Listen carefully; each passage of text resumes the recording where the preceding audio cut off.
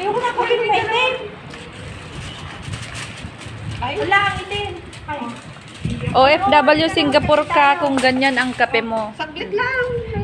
Sinusupot. Minsan iisipin mo bagoong kung yung brown. Pakita mo nga ata yung brown. Yung bit-bit niyang brown doon. Kapag nag-live ka pala, Ito si isang mayora. Hi. private ka pala, wala nang makapag- O yan, ganyan din itatali. Kasi mainit pa. Paano mo sisip-sipin yung mainit kasi? Siyempre salamat. Kaya na din niya. Dito sakit. Sige daw. Kape po yan hindi yan Coke. Kape. Ang itim. Sinisip-sip yan. Straw. Ang itim. Oh. Mainit. Di ba? Oo, nasunog din yung dila. Ay, hindi. Sige daw. Oh, di ba? Silok. Pansit, pampahaba ng buhay.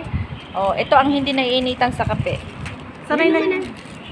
Sanay na Sanay yan. na siya nakapi ng kape. Yung kape in-straw ba? Coke Zero yan.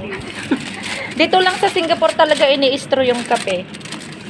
Rohan, pag minom ka ba ng kape, na-straw mo? Hindi Ano yan?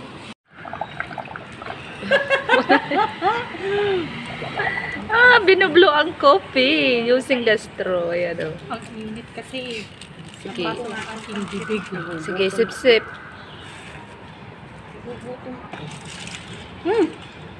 Coffee without sugar yan, no?